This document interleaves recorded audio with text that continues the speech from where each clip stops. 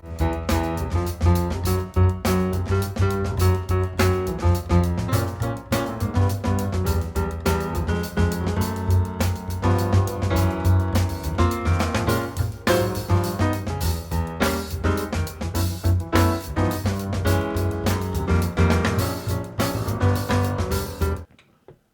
everybody, and welcome to Hang with Willie, episode 7 now. We are going to be talking about how to put chords to a simple melody. So I'm kind of dressed down today. I have an event over at my son's school that I have to help out with. So I got my Mickey hoodie on. I got my Dancing Moose t-shirt. So anyway, so we're going to just be relaxed today, and we're just going to talk about how do we take a melody and then how do we actually put chords to this melody, all right? Something that's extremely important. So let me show you what I'm talking about here. So, all right, I got this melody here. Let me just play it for you.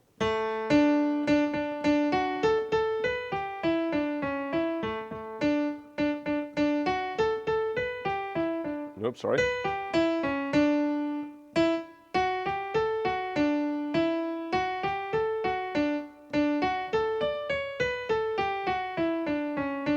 All right, so it's just this traditional English folk song. Let me fix this as well. You won't hear that. So just a traditional English folk song, all right, called Early One Morning. So when you look at this, how do you figure out what chords to put to it? All right. So the first thing that I do is I take a look at the melody, and I see that the melody is, well, first of all, actually, I take a look at the key. Okay. So I take a look at the key signature here, and I see that it's 2 sharps. All right, so that would either be D major, right, or potentially B minor, okay? So now, all right, so now that I know, all right, it's either going to be D major or B minor, okay? Now I got to figure out, well, which is it? Is it major or is it minor? All right, so now take a look at the melody, and what do you see here? It's an A up to a D. So that's the 5th in the key of D up to the root in the key of D. Pretty good indicator right there that we're in the key of D. And then you can take a look at this right here. Boom, boom, boom, right? See that right there? You can see that triad, that D major triad right there. Now, how do you start to see that kind of stuff? I'm going to actually take this off. It's getting hot in here. How do you actually start to see that stuff? Well, this is where your piano essentials comes in and your chord essentials, because with your piano essentials and your chord essentials, you start to see those patterns, right? Because we go through all of the keys, we go through the keys, but then also go through, your triads as well. And you could start to see what that looks like written out. So when I see that, I automatically see this as a D major triad, okay? And I see this right here, C sharp, E, A, as a what? A major triad. Okay? So immediately right there, I could start putting chords in based upon what I see in the melody. All right, but let's not get there just yet. All right, so if we're in the key of D, right, we're going to probably start with what chord? D major, right? So let's see what that sounds like. Yeah, so that all sounds good right there. So we could just simply put right on here D. Okay, and all I gotta do is just put D, and that automatically means D major. And then now I got my hand right here. I just play that D chord when I move up to here. Now I could also do stuff like this. Now this is obviously a stretch, and I know a lot of you won't be able to reach that stretch. Let me move this sweater. I know a lot of you won't be able to reach that, so you could also do stuff like this. That's a little too low to put the F sharp down there. So you could play a D chord without actually putting the 3rd in there.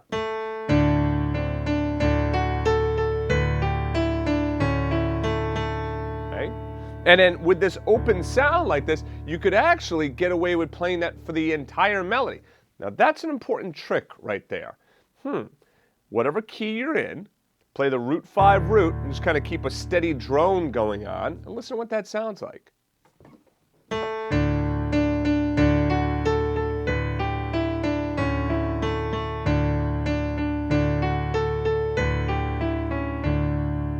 Okay? So we can obviously put some different harmony in there, some different chords in there, but that still sounds halfway decent, doesn't it? Just like that. Okay, so let's go back to my D major triad. Now, right here in measure 3, what are we going to put here? Okay, so this is B, G, E, D. Figure out, first of all, what is that chord? In fact, just right here, these 3 notes. Think about those 3 notes, B, G, and E. So I'll give you a second. Figure that out. You can chat in if you want and say what the answer is. Okay, so B, G, and E. It's an E minor triad. Okay, so we could put that E minor triad right in there. We could say E minor. Okay, and then let's try it.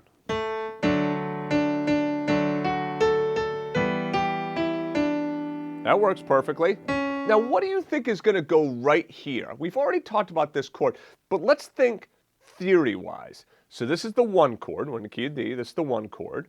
Now, when we don't have a chord symbol here, this just means that we still play that same chord. Okay? Now, you can either hold it out like this, or play it again. Usually, something like this, I probably play 1 chord per measure. Okay? So this is the 1 chord. What's E minor? E minor is your 2 minor chord. Okay, so that works. That's not bad. Now, where would 2 minor normally go to? You can think about that, right? In jazz, we have that famous 2-1 progression. Okay, so what do you think might be here? But now let's look ahead. When harmonizing, when putting chords to a melody, and when looking at music in general, it's always helpful to look ahead. Right, because wherever you are in the music only gives you a snapshot. It's like kind of like the horse with the blinders on. They can only see that one little section. So what you want to do is you want to like make it so that you could see more. So you have the benefit of being able to look ahead. So look ahead over here. What do we got here? You know, we got this. You can look at this and now, hey, doesn't that look familiar right over here? Yeah, so this is probably a D chord again. So let's try that without putting anything in measure 4 over here.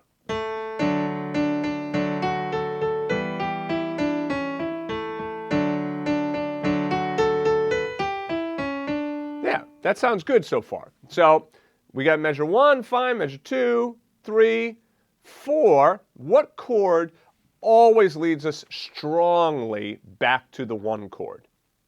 Is it the 2 chord, the 3 minor chord, the 4 chord? 5 chord, 6, 7, you know? Which chord always leads us back to the 1 chord? This is the chord we call dominant motion chord because it's the only dominant chord in the key A7, our 5-7 chord. So here, oops, don't want to do that. A. Let's put in the 7th and see how that will work.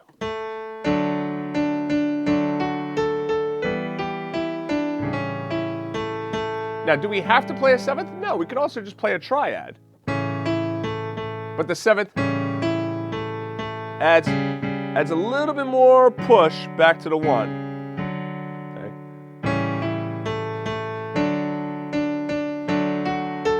And now what do we have here again?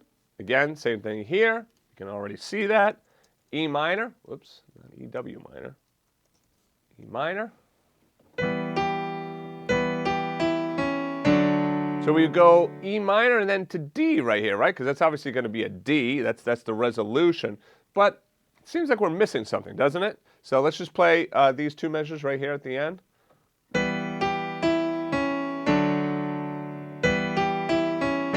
Doesn't it feel as though like we need maybe 1 more chord in there to resolve us to that D? Again, what chord is a strong chord that resolves us to D? Okay. We also want to take a look at this melody. So we have the E. That works on an E minor, but C sharp on an E minor? That's not really, yeah, I mean, it works, but it's not the strongest sound, is it? So guess what? We could put another chord in here, right? Just like we did here, E minor to A to D, we could put E, what? To D. A, right? You can put that A7 again. So now you have that first 2 lines all harmonized.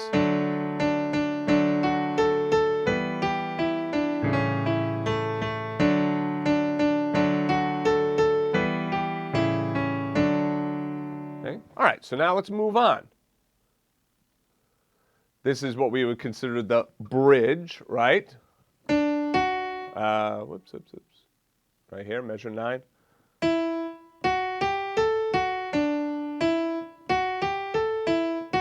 All right, so now right here, immediately, you see that the melody note is what? It's an E. So it's probably not going to be a D chord. And oftentimes on the bridge, this is where you might move to the 4 chord, or you might move to the 5 chord. You might move off of the chord, because the bridge, you really want to sound different than the A section. The B section, you want to sound different than the A section. So, you know, you want to accentuate that difference also with the chords, not just with the melody. You can hear the melody sounds different, okay, but also with the chords. So what could we do? We could try the 4 chord.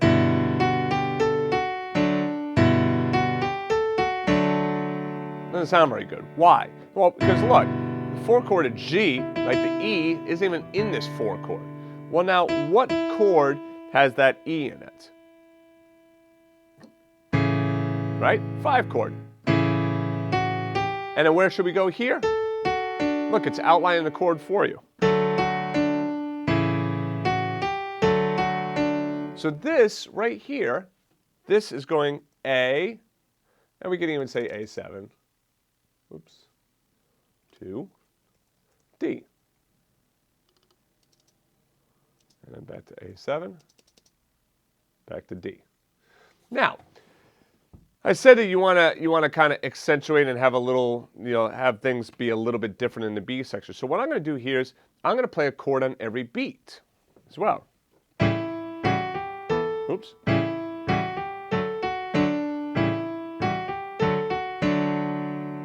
Okay. So just like,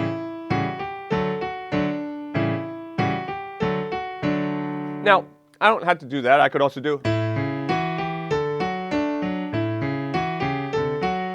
you know, something like that, or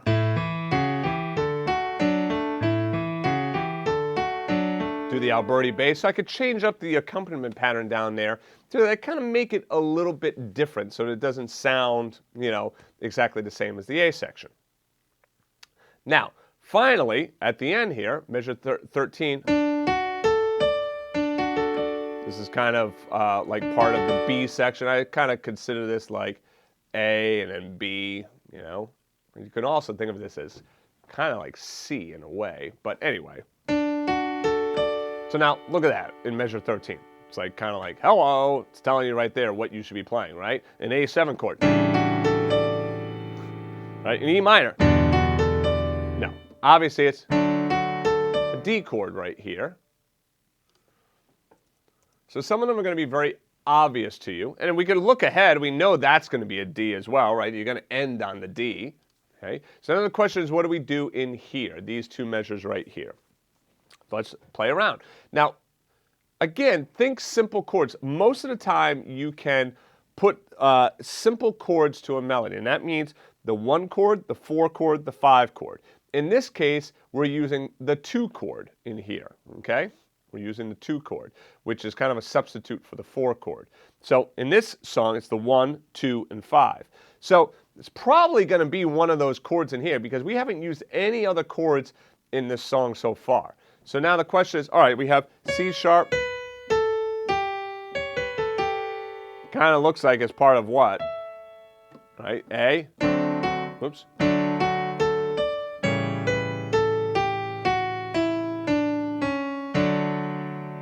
Let's try maybe G in there, see how that sounds.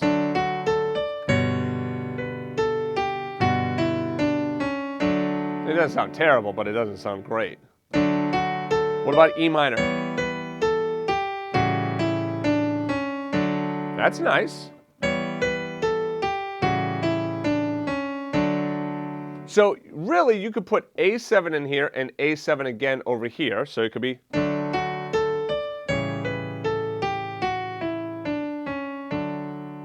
Or you could put E minor in here. I'm going to put the E minor in there because it gives a little bit more of a jazzy sound. Okay, so.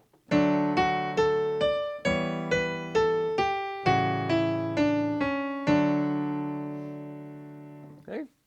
All right, so now you have the harmonization for the entire song. Let me make this a little bit smaller here. do this.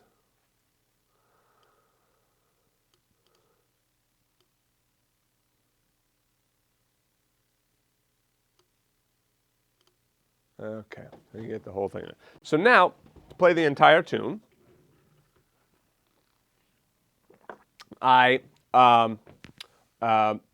going to start with, just the chords like on each measure like I was doing.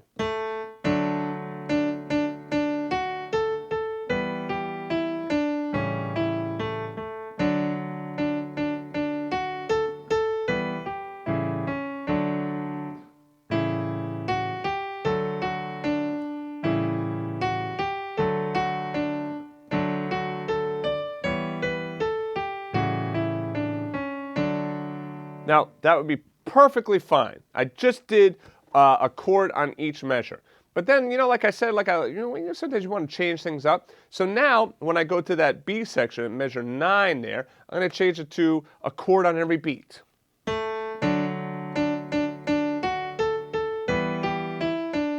Oops.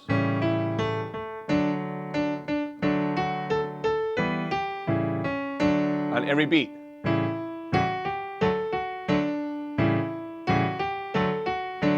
Let me keep it going. Now, when I did the chord on every beat in here, it sounded nice. But when I did it in here, to me, it sounded like it was too many chords, and it kind of like didn't feel like the song came to an end, Whereas like...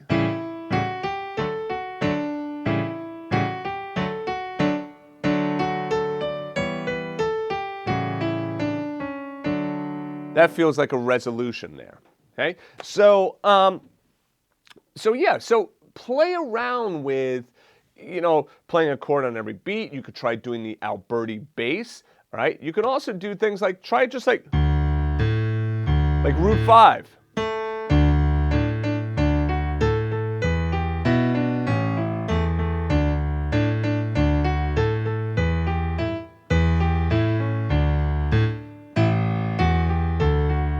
Oops.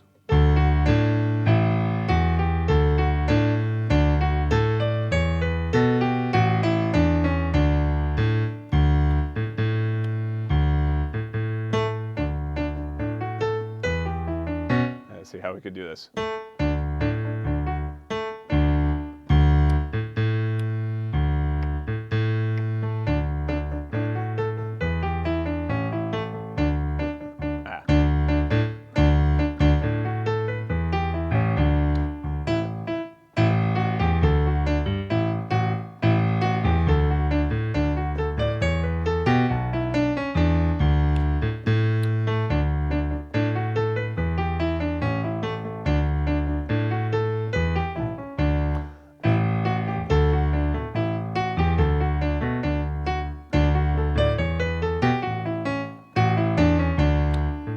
Yeah, I kind of get like a little Latin thing going there. It's, the feel for it is still a little weird to me. I have to work that out a little bit more. But you can play around with that. Like kind of do like a kind of a rock thing.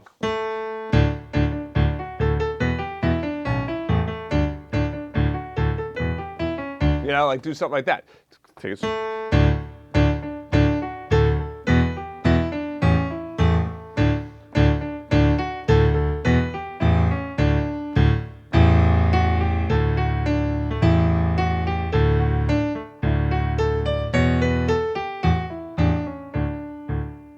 Like, this is how I learned to come up with different accompaniment techniques, is by just playing around with this stuff and trying different stuff. Try the root 5 root.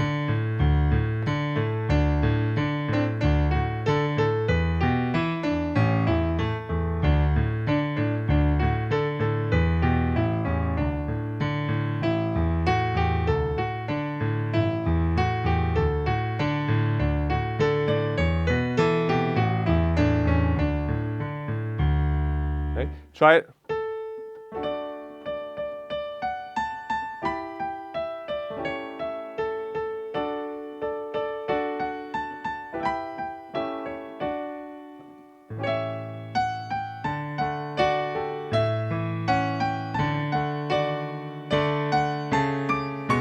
Let's see here. Yeah.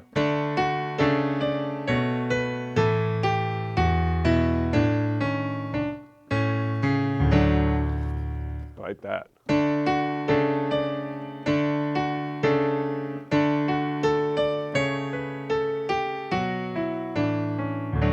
That might be nice. I was kind of doing that descending. D with C and C sharp in the bass. Ooh, that's nice. E7, A sus to A7.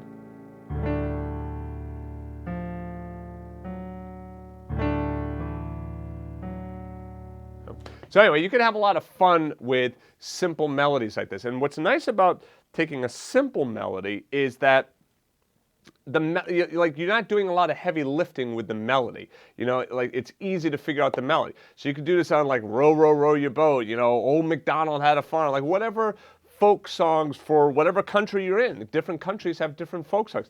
Take a simple folk song, try applying simple chords to it, all right? But start by writing out the melody. And this is a great exercise to do by ear. Take a folk song, figure it out by ear, write the melody out. Now start to put chords onto it. And then you can start to change these chords around as well. So like I could start doing like, you know, tritone substitutions and stuff.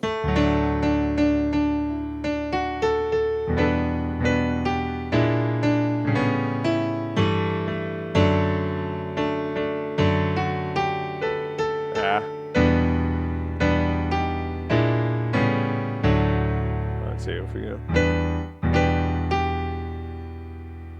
This won't sound good. That's not bad.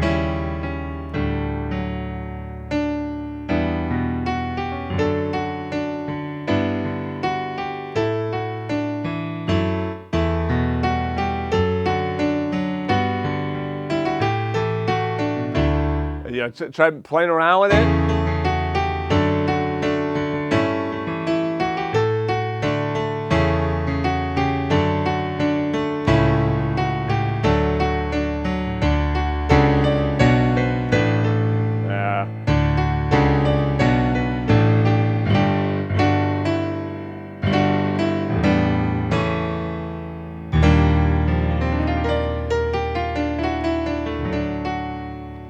And so you get, the more techniques that you use, or I'm sorry, the more techniques that you learn, like through the Piano with Willie website or wherever you learn these techniques, now you can start to apply them. And what's nice about a simple melody like this is that the melody doesn't really get in the way. It's a very simple melody. It's laid out very simple. It's just quarter notes and eighth notes pretty much, okay? So it makes it easy for you to do a lot of different harmonic things to it, all right? So anyway, have fun. Try taking this song, try taking, you know, another folk song, and, you know, trying the same process with that. Now, the Hang with Willie series is going to be changing a little bit, so I'm not going to say anything more about it right now. Just stay tuned, and I will give you more information about it as we go with this, okay? But anyway, I will see you next week. I hope you enjoyed the Hangout. Thank you very much. Leave your comments. Always read them, and we will see you next week. All right, take care.